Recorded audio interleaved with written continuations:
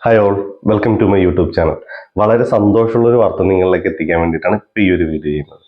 ചാനലിൻ്റെ തമ്മിലൂടെയും social മീഡിയയിലൂടെയും T V ന്യൂസിലൂടെയും എല്ലാം നിങ്ങളിപ്പോൾ ഈ വാർത്ത അറിഞ്ഞു കാണും. എന്നാലും ഈ ഒരു വാർത്ത ഞാൻ അറിഞ്ഞപ്പോൾ നിങ്ങളിലേക്ക് എത്തിക്കണം എന്ന് തോന്നി. 2023 ദാദാ സാഹിബ് ഫാൽക്കെ അവാർഡ് പ്രഖ്യാപിച്ചു.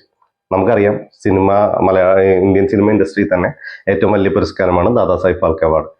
അത് ഇത്തവണ ലഭിച്ചിരിക്കുന്നത് മലയാളത്തിലേക്കാണ്. സിനിമയ്ക്ക് കൊടുത്തുള്ള സമഗ്ര സംഭാവനയ്ക്ക് വേണ്ടി അത് കിട്ടിയിരിക്കുന്നത് മലയാളത്തിന്റെ സ്വന്തം മോഹൻലാലിനാണ്. അതെ, നമ്മുടെ ലാലേട്ടൻ. സൗത്ത് ഇന്ത്യയിൽ തന്നെ ഇത് കിട്ടുന്ന 4-ാമത്തെയോ 5-ാമത്തെയോ നടനാണ് അദ്ദേഹം. ഞാൻ ഗൂഗിളിലോ അല്ലെങ്കിൽ അതിനെക്കുറിച്ച് റിസർച്ച് ഒന്നും നോക്കിയില്ല, ഈ ന്യൂസ് അറിഞ്ഞപ്പോൾ തന്നെ നിങ്ങളിലേക്ക് എത്തിക്കുകയാണ്.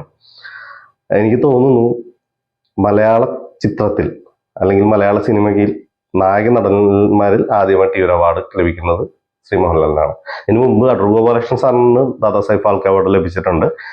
അത് കഴിഞ്ഞിട്ട് കിട്ടുന്നത് നമ്മുടെ സ്വന്തം ലാലേട്ടനാണ്. സോ ഒരുപാട് സന്തോഷം. ആസ് എ ലാലേട്ടൻ ഫാൻ ഭയങ്കര ഹാപ്പിയസ്റ്റ് ഒരു മൂമെന്റ് ആണ്.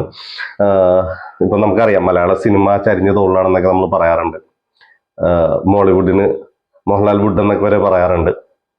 അപ്പോൾ അങ്ങനെ, അതായത് മലയാള സിനിമയ്ക്ക് കയ്യെത്തിപ്പിടിക്കാൻ പറ്റാത്ത എത്ര ഉയരങ്ങളിലേക്ക് മലയാളം ഇൻഡസ്ട്രി എത്തിച്ച അദ്ദേഹം തന്നെയാണെന്ന് നമുക്ക് നിസ്സംശയം പറയാൻ പറ്റും.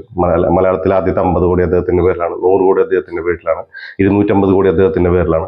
അങ്ങനെ കളക്ഷന്റെ കാര്യത്തിലാണെങ്കിലും പുരസ്കാരങ്ങളുടെ കാര്യത്തിലാണെങ്കിലും 5 നാഷണൽ അവാർഡ് അദ്ദേഹത്തിന് കിട്ടിയിട്ടുണ്ട്. അതിൽ 2 മികച്ച നടനാണ് കിട്ടിയിട്ടുള്ളത്. അതുകൂടാതെ 2001 പത്മശ്രീ കൊടുത്ത് രാജ്യം ആദരിച്ചു. 2019 പത്മഭൂഷൺ കൊടുത്ത് രാജ്യം ആദരിച്ചു. ഇത് പത്മശ്രീയും പത്മഭൂഷണും കിട്ടുന്ന നടന്മാരിൽ എനിക്ക് തോന്നുന്നു മലയാളത്തിൽ വേറെ ആയിരിക്കും അങ്ങനെ കിട്ടിയിട്ടില്ല. ലാലേട്ടൻ തന്നെയാണ് പത്മശ്രീയും പത്മഭൂഷണും ലഭിച്ചിട്ടുള്ളത്. സോ അതുകൂടാതെ നമുക്കറിയാം, അദ്ദേഹത്തിന് കിട്ടിയ പുരസ്കാരങ്ങളുടെ ലിസ്റ്റ് എടുത്താൽ നമുക്ക് തീരില്ല. അത്രത്തോളം നമ്മുടെ മലയാളത്തിന് അഭിമാനമായ ഒരുപാട് പുരസ്കാരങ്ങൾ നമുക്ക് അദ്ദേഹം നേടിത്തന്നിട്ടുണ്ട് തന്നിട്ടുണ്ട്.